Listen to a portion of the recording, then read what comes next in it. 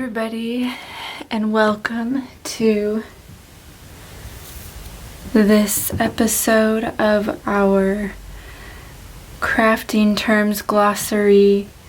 Today we're going to be showing you, or we're going to be documenting, recording, sharing, processing the chain stitch. And so, before we enter into that, let us first acknowledge the land that we're on.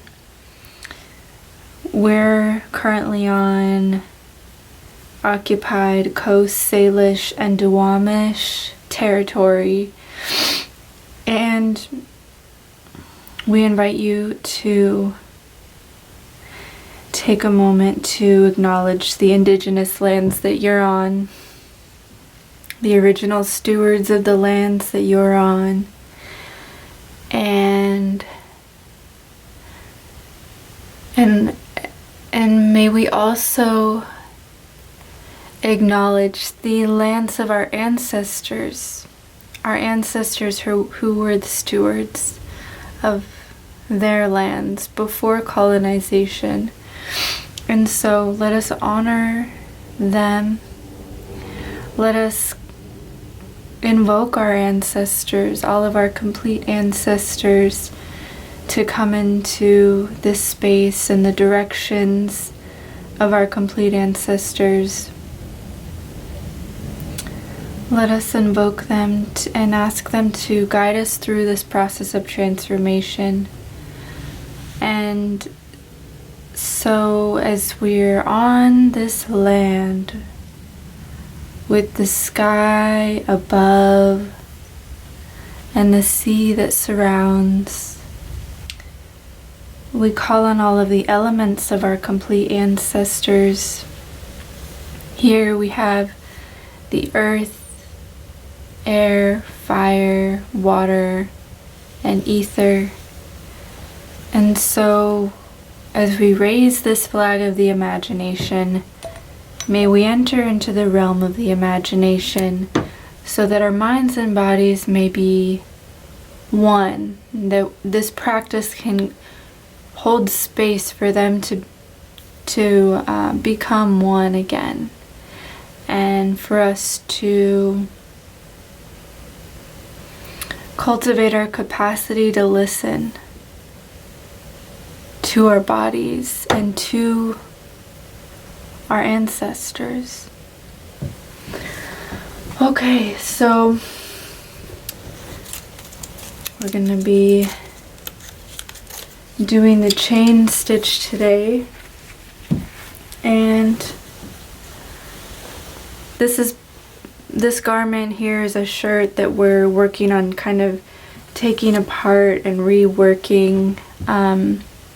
This is a collar that we had taken off, and it might be going on another piece, but we're working on the primary deconstruct collection. That is a slow emerging collection that's flattening out this illusion of hierarchy, combing out the colonization of our minds and detangling that. And so we invite you to share your experience in this too, and any comments you might have and anything you'd like to share. So yeah, let us begin the chain stitching. So we have here one way that chain stitch can be applied is through sequins. And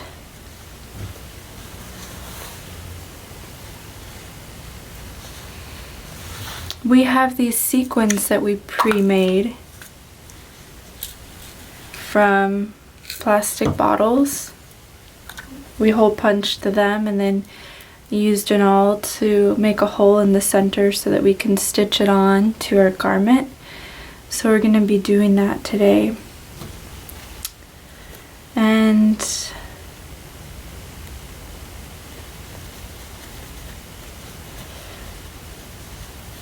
we like to work with what we have instead of knotting off and then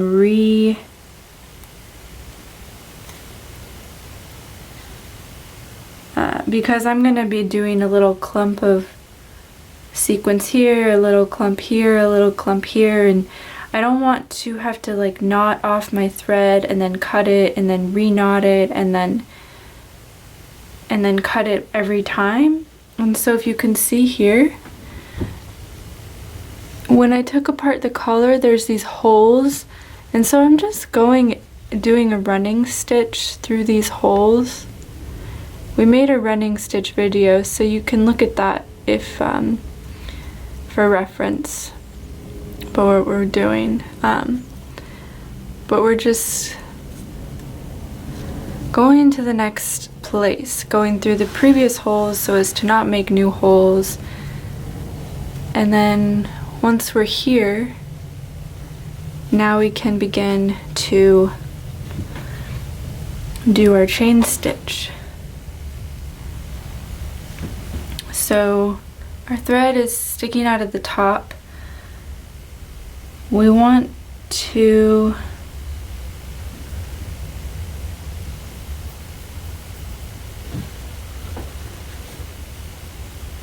put on a sequin.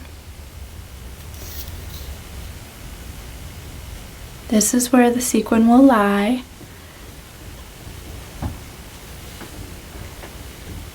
Okay. And we're going to go back into that same hole and then come out, leaving a stitch the length of the radius of the sequin. And before we pull it all the way through, we're going to catch it. So it's not twisted, we're going to catch it and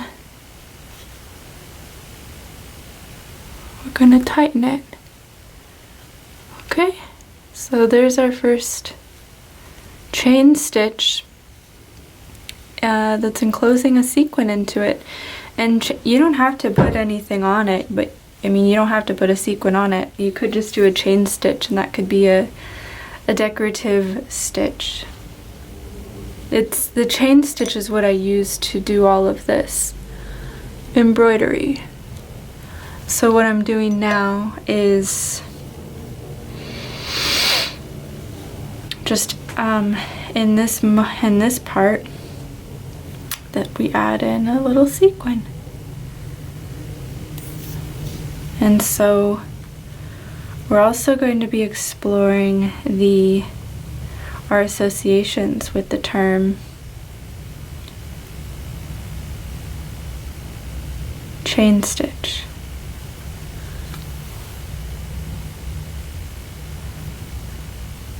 What is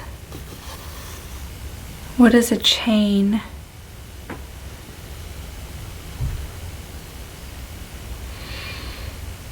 I think of a prisoner. I think of also just like a chain of a piece of jewelry.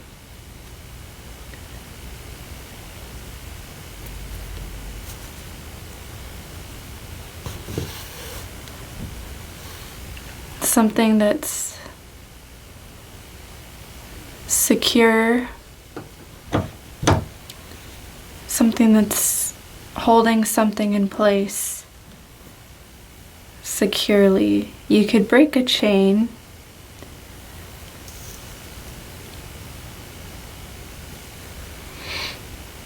but it would require some effort, assuming it's a durable material. And with the thread here, it's a cotton thread that we're using, which cotton has its own associations and history with slavery and genocide. And so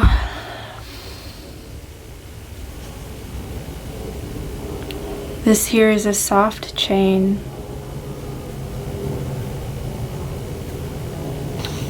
But is it really a soft chain? What are the chains?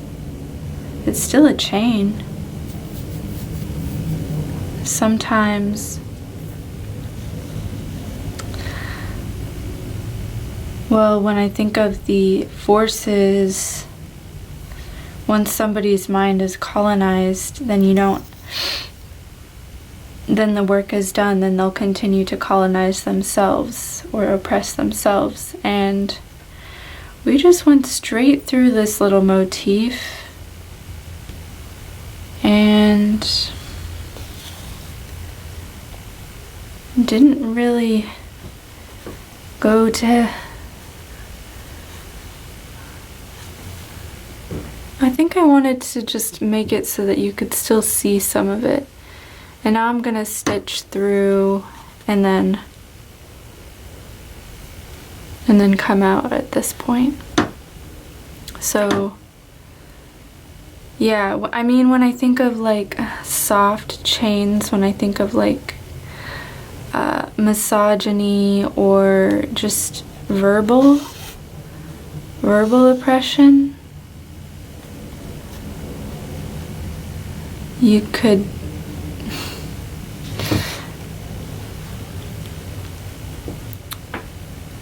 the soft chain isn't necessarily weaker than a metal steel chain. So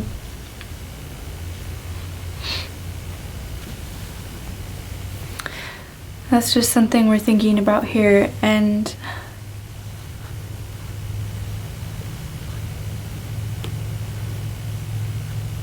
this same stitch, I wonder if it has different names in different cultures or languages, because English is a colonizer language. But so there seems to be this sense of like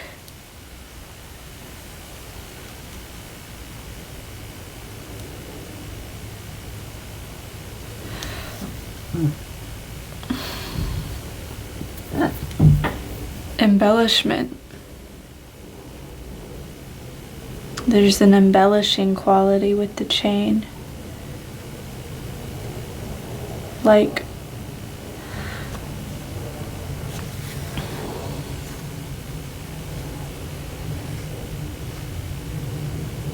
maybe you're held captive by something and maybe you want to be. Like now I'm thinking of like kink and dominatrix and people who willingly they consent to giving their power to another person, and in that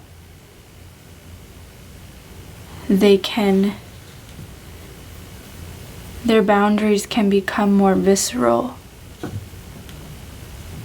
At least that's my take on it.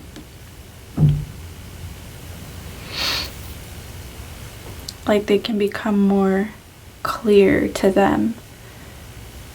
And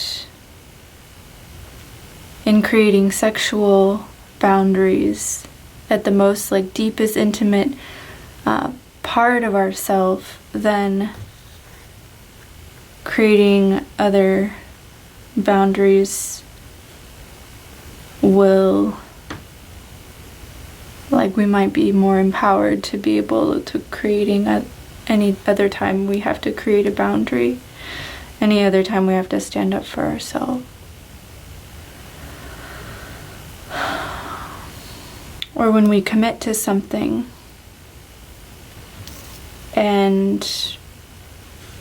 or if we sign a contract, that could be a form of a chain.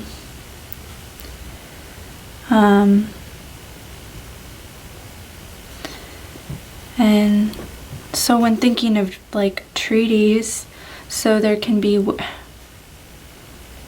I wonder, because like,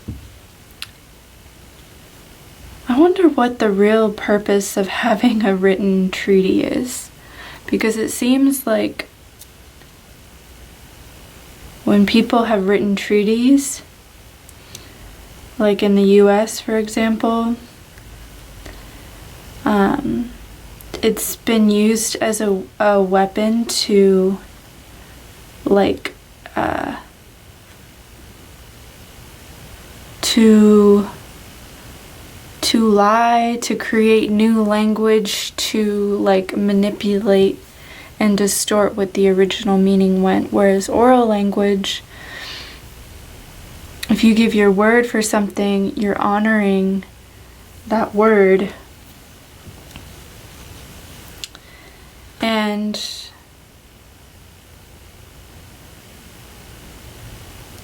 so that's a form of a commitment too, that if you're really honoring that, I think that it's also honoring the authority of the eternal source and creator. And it's almost inherently recognizing that and like the power of words. And so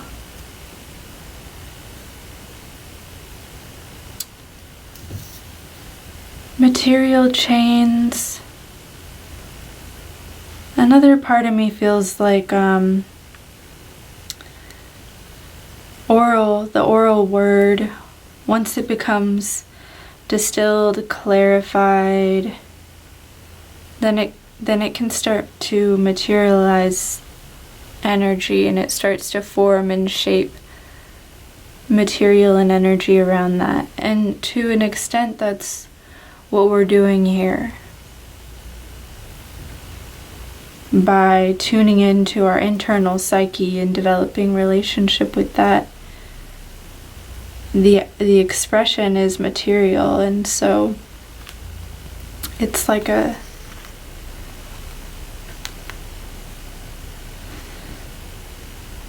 we're not necessarily writing treaties that are going to be recognized by the United States of America, for example, but it is doing something like this, I think, is more recognized by the universe and by the cosmos, because it's true to what we're embodying and what's real inside of us. So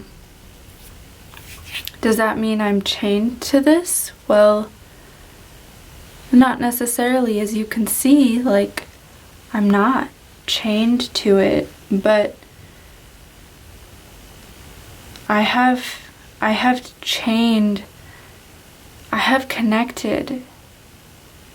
I've made this commitment to actually make a stitch, one stitch at a time, one sequin at a time, and that this is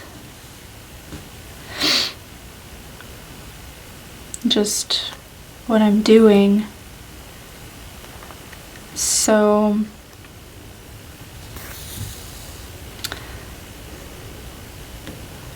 I suppose we're exploring different qualities of what does a chain mean? What is a chain if it's not, the chain is chaining this sequin to the material. It's not chaining me to the material, but it's chaining the sequin to the material, right? So what does that mean? This sequin came from a plastic bottle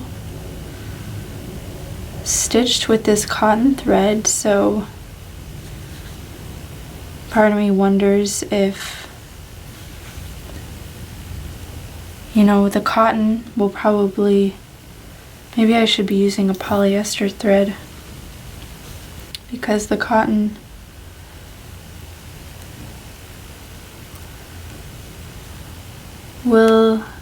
might transform quicker than the polyester or than the plastic. I mean, this yellow material is a polyester synthetic material. So I think that's kind of interesting, because it's like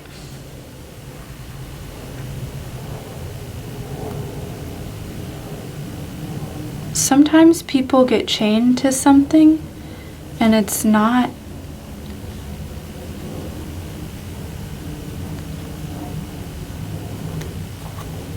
I think recognizing that there's different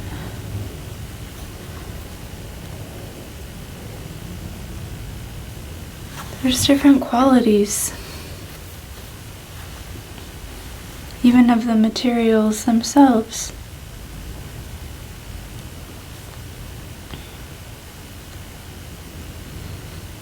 So for this plastic bottle,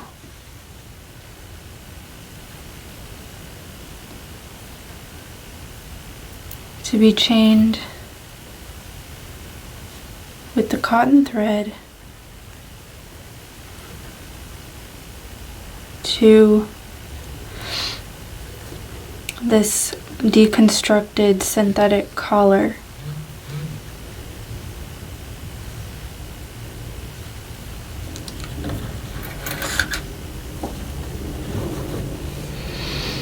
so how does just listening to the materials and what's happening, because we're doing this intuitively, because when we're rooted in the present moment, we can hear the ancestors, and we can hear our internal guidance more clearly.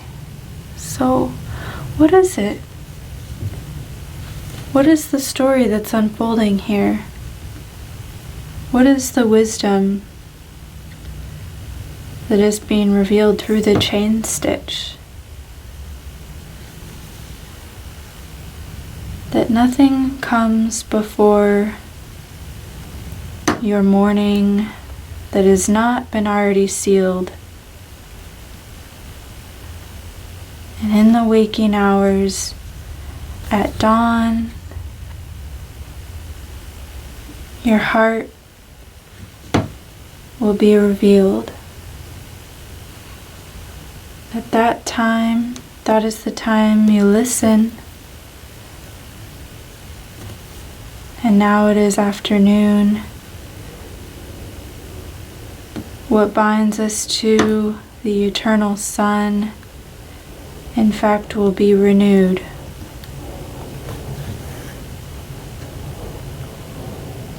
Yes,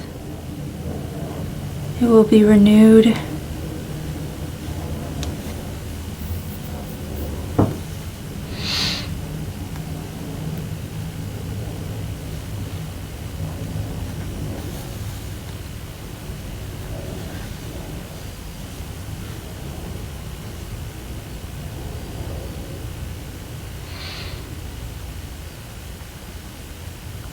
Renewed at dusk.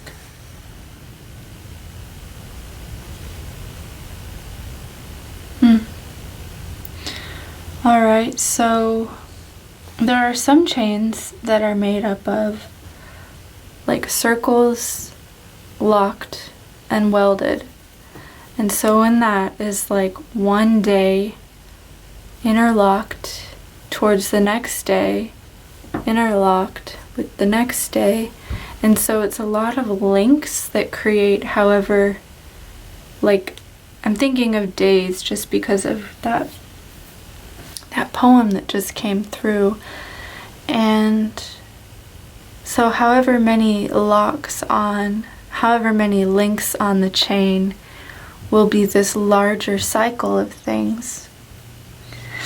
And so here,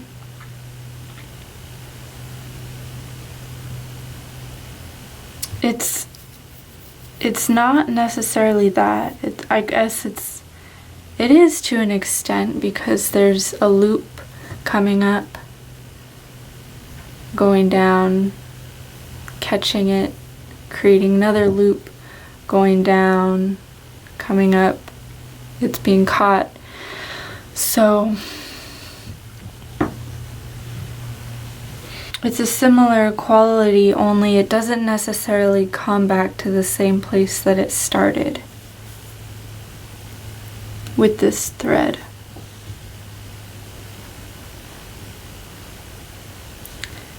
And you know, when you think of like a prisoner or that's a necklace, if it or a bracelet or something, if it's like links that create a loop.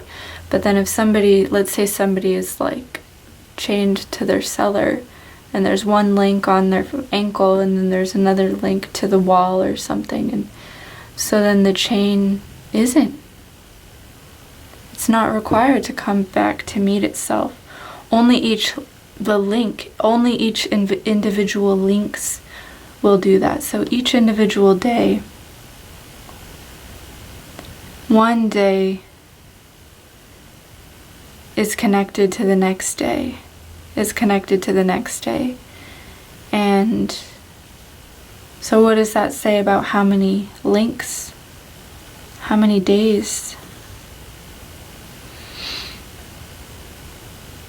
What's the time frame?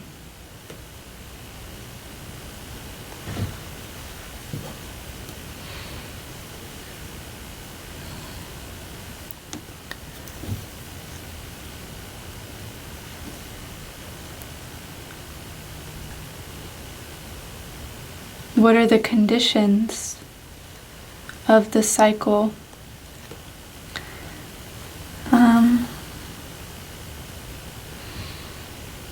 And how long will it last? And what is the wisdom in that?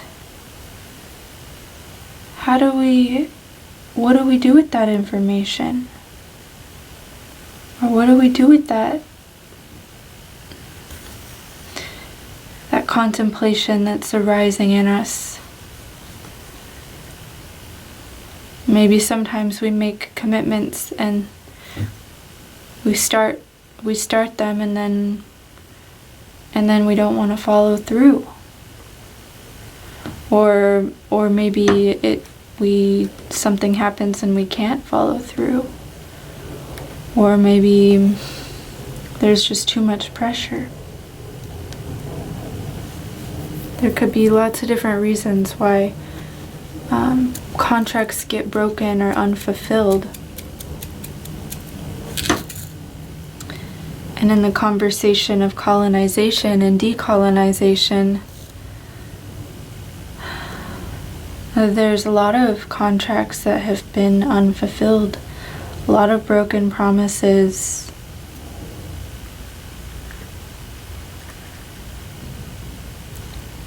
Towards indigenous peoples, and such as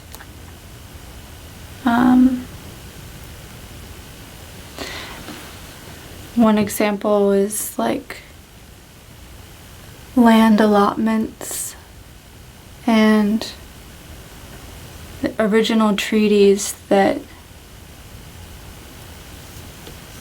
were signed in good faith, and then their meaning was distorted and or forgotten, and so the promises were broken. And I think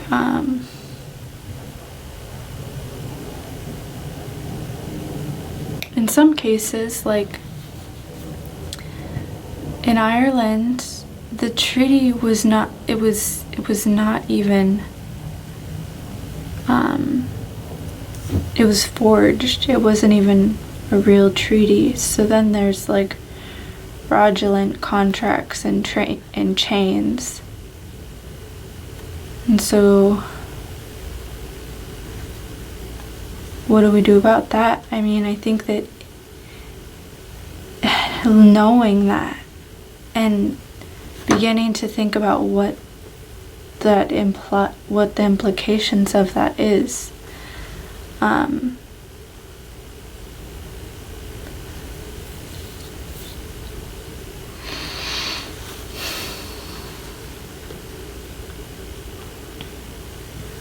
Okay, so right now I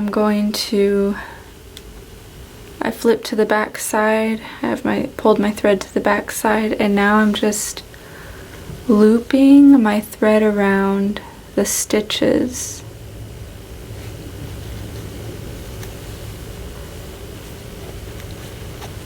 That were made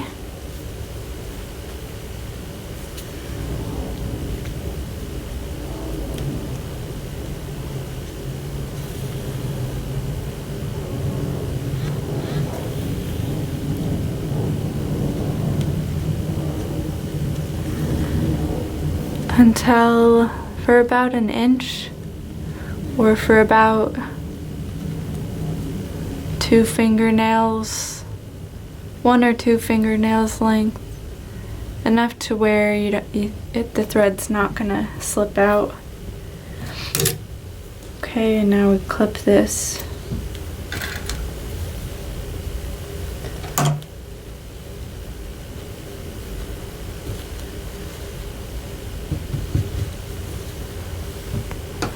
It's funny because we kind of started in the middle of the material, and now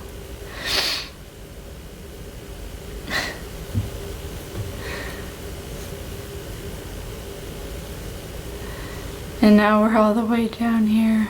So maybe we should have shoulda, coulda, woulda. Let's start at the bottom now, and we'll meet back up at the top. And that's an interesting motion to sit with in our chain of thoughts, because we were just thinking about the implications, what happens. I'm thinking here is where the land, if this were let's say this is, let's say this line here, let's say this is the 1500s when the Vatican forged the signature of Ireland to Britain. Okay, 1500s. 16, 17, 18, 19, 2000.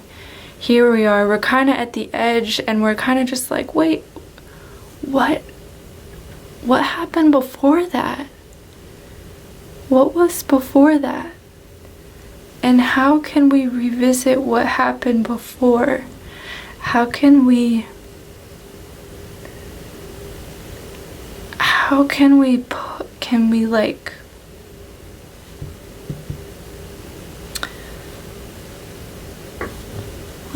let's come to here. Let's come to this place in our minds and explore that.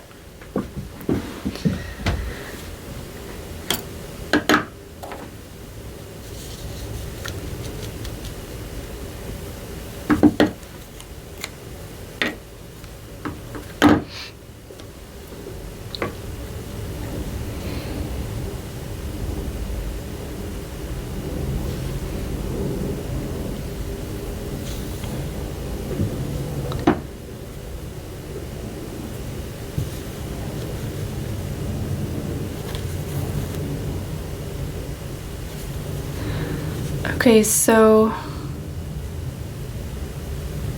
we're going to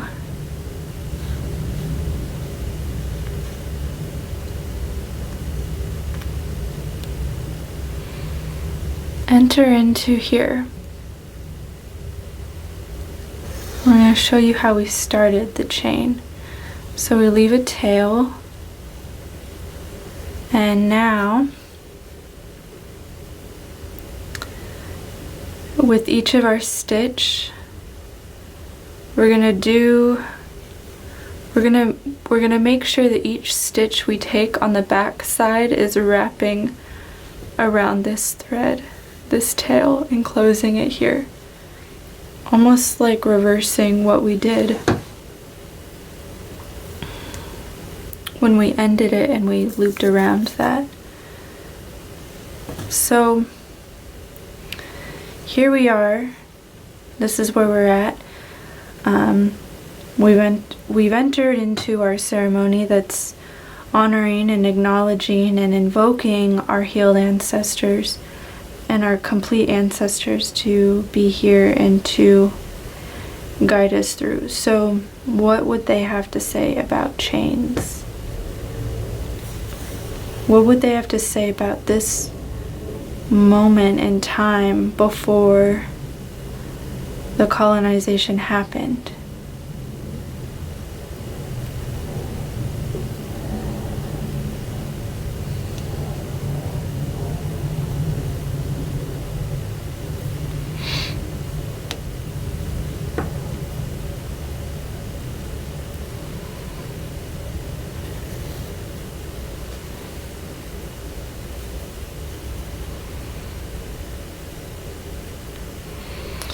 Well, if we notice,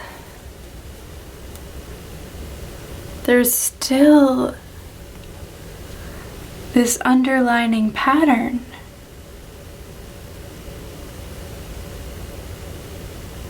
Are we gonna make the same pattern? I mean, how we can't necessarily. Are we gonna make the same pattern here that we did there? And what does that pattern say?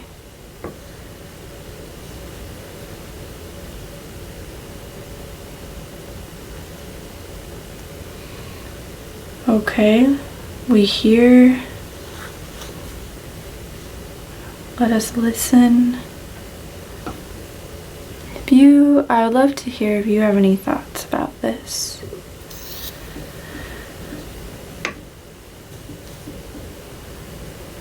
If we make the pattern again,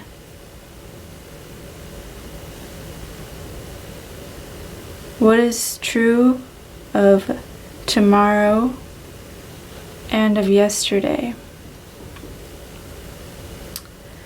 is that you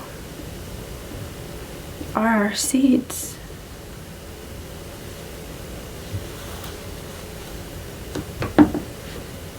The medicine is carried within you. You are our seeds.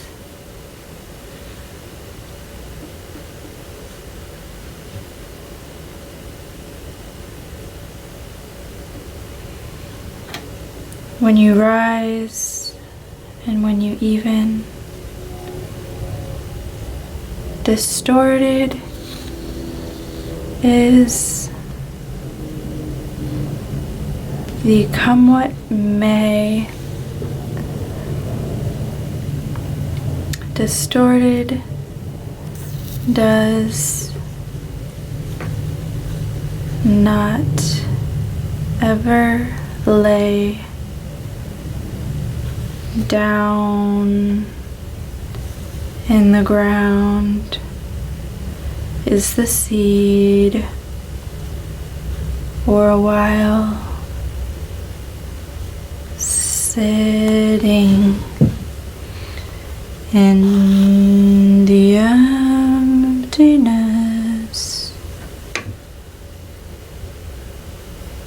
Oh.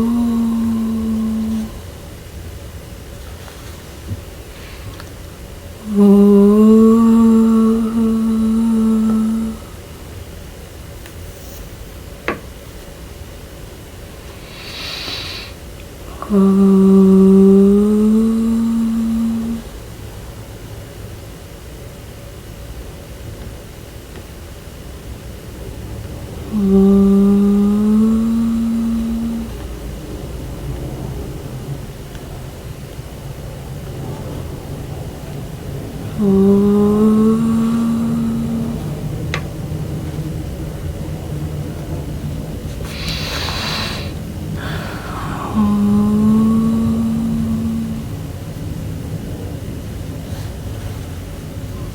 how to sit in the emptiness.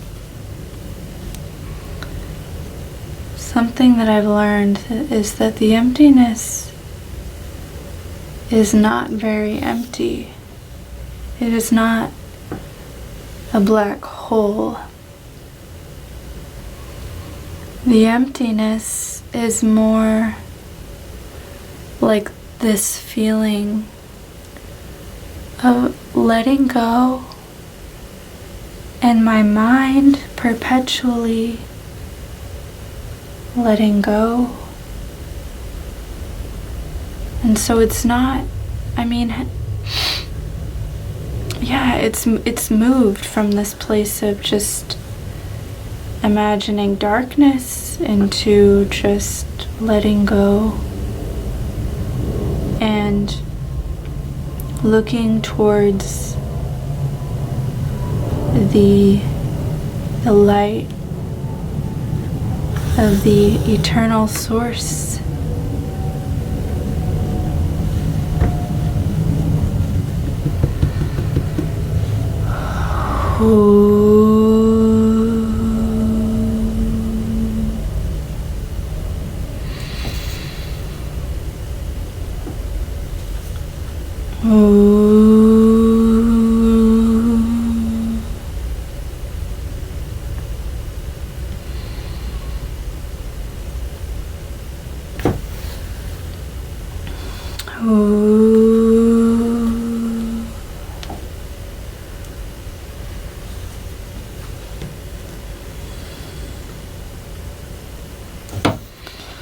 I wonder, this image right here is interesting to me.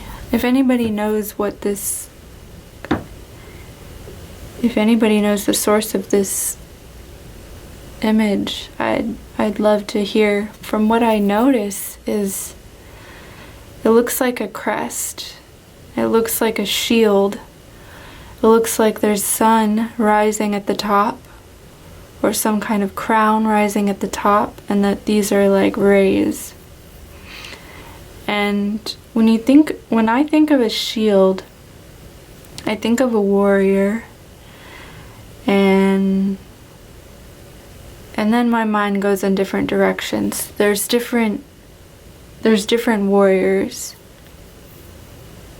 Here, there's 1, 2, 3, 4 vertical lines.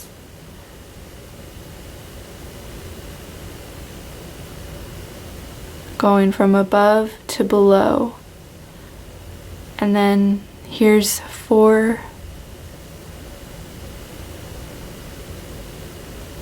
that could be like the 4 directions. And then there's this tip with 2 different sides to it. One side is completely dark. One side has different layers. So the ones with the directions has layers, almost like, I'm thinking of like layers in a foundation or layers in the earth. And the directions of those layers. And then here, with the vertical lines, the ground is dark, and I'm thinking of trees, and how the trees know what to do, almost like the trees are here for a reason. Maybe the shield is this relationship between the trees and shielding the trees, fighting for the trees. being a warrior for the trees. And the darkness could signify emptiness or unclutched, that feeling of unclutching, like I can fight for the trees, but I'm not responsible for what the trees do because that's the trees. But here, there's some openings for me to be involved in the foundation and the directions of what to take. And then there's a sun that's rising with 1, 2, 3, 4, 5, 6, 7 rays.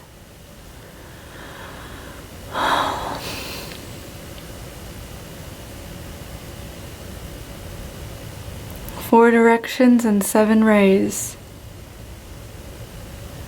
Wow.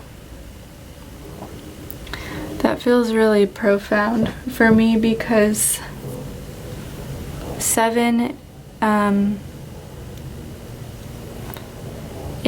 is known to some as a number of spirituality.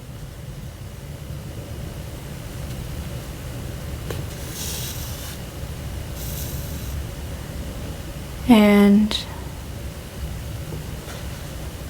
in my natal birth chart, my 4, it's like my ascendant, descendant, MCIC, that cross in the natal chart. Each one of those points is at a 7-degree point in the zodiac. And so there's a cross with 7. Those numbers are not always necessarily perpendicular to each other. So it's interesting. There was an astrologer that E.L. Scott Astrology, who read my natal chart, and she was the one who told me that, or who revealed that to me. And so it's really profound in this moment, thinking of the 7 rays and the 4 directions, because it's almost like we have 2 different perspectives here as well of the same thing, because on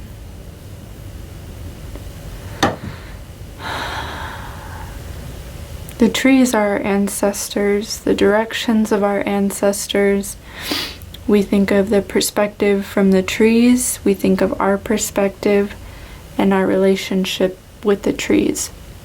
And the trees could also represent all plants, the plant beings, the plant people. And so, wow, this is the crest here. And then this other image here is, it looks like some kind of plant. Almost like if we follow the directions and protect the trees with our spirit, we rise with our spirit to shield and protect the trees, and we will blossom together. Wow.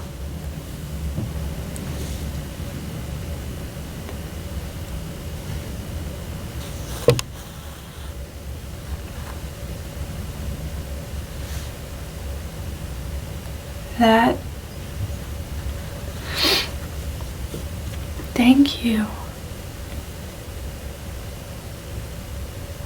That's what has been revealed through the chain stitch. I feel so happy. I feel so, like, it feels profound. Like, this part of my brain is like just so excited love it when my brain and my gut and my heart, all of them are like really happy now. Because we were asking our ancestors and they were showing us. First they said that we are the seeds, and this is diving into where we're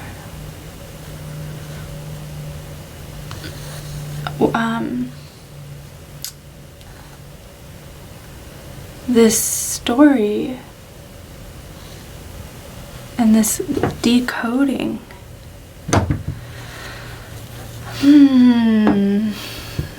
Right? Because to alchemize. So how is it that this stitch here is harmonizing between then and here at the start of colonization?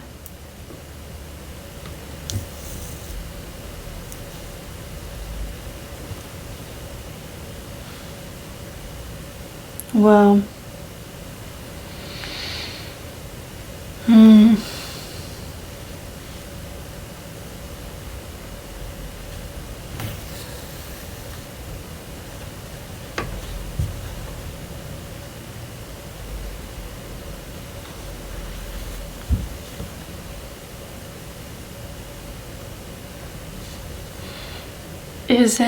is it like a process of forgetting and remembering how to listen?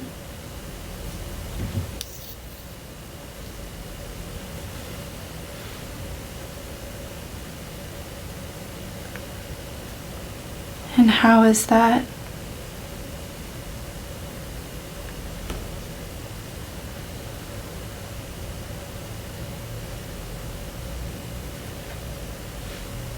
Must we forget?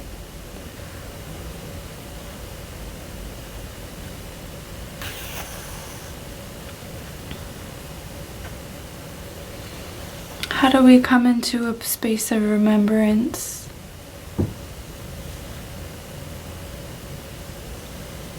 How can this be a seed of remembrance? An energetic seed of remembrance?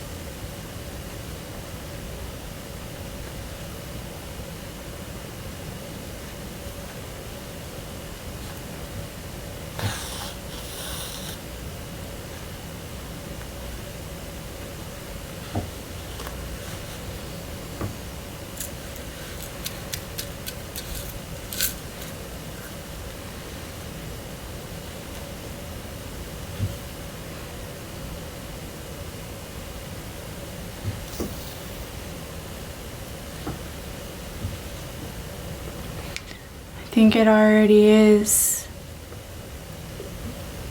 through its subtle consciousness.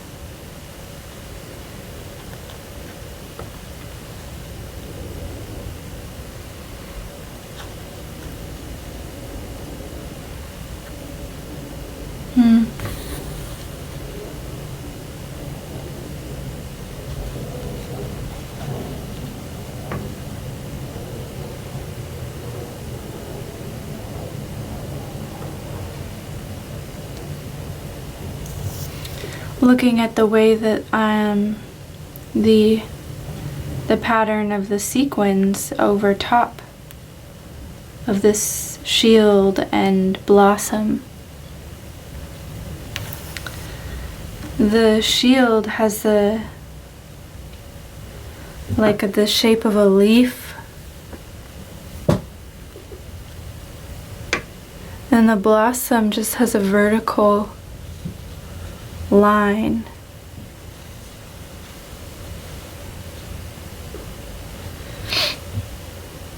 And each line is not necessarily the same, but it is going in the same direction.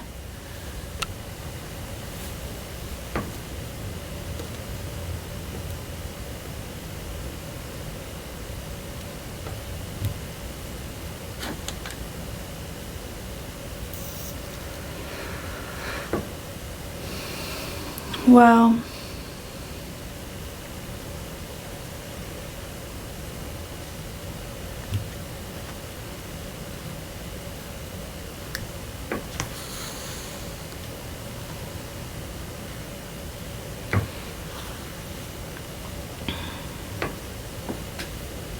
The leaf and the shield. The leaf as the shield. The leaf is like a soft shield.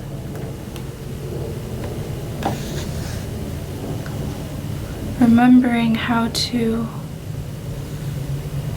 be soft, how to be tender with ourselves and our hearts and our minds.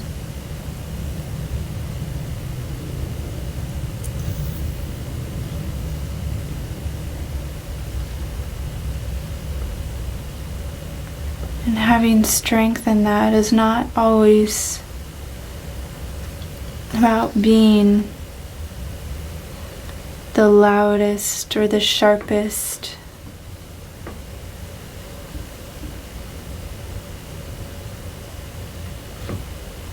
This line, the vertical line of the blossom, is now making me think of ascent and descent, rising, descending, rising, evening, and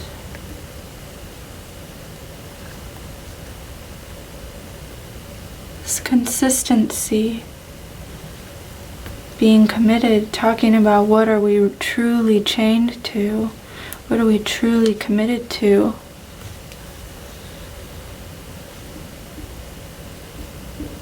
The plant people, here we're shown who we're truly committed to.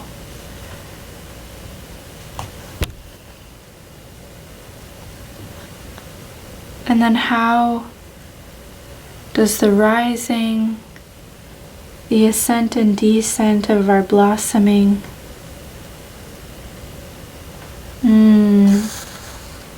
what I see for that is that this plastic here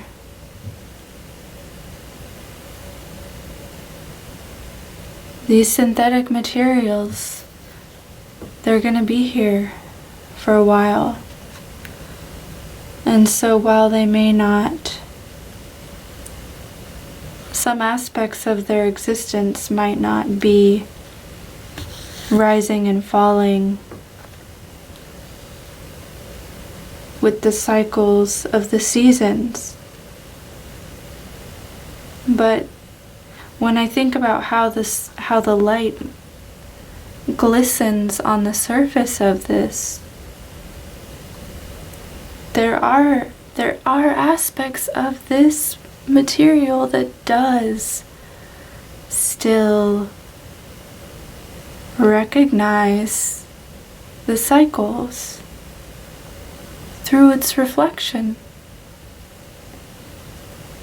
And in the reflection of the materials, our minds can reflect.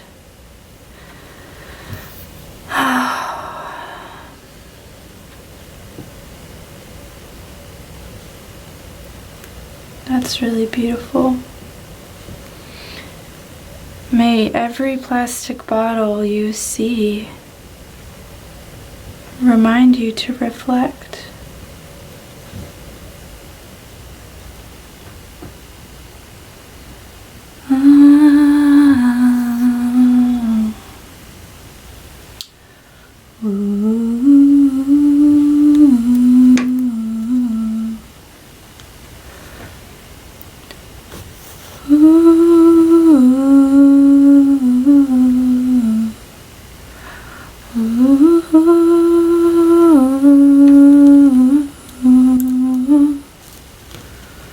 Okay, we're going to wrap this up for now.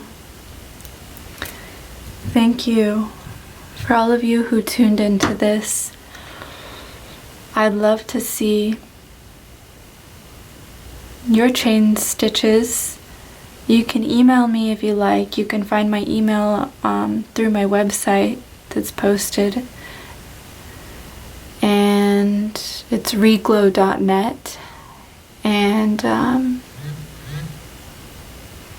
you can just click on, you can find my email on my website. So yeah, so I'd love to see if you have anything that you want to share, or you could comment it below.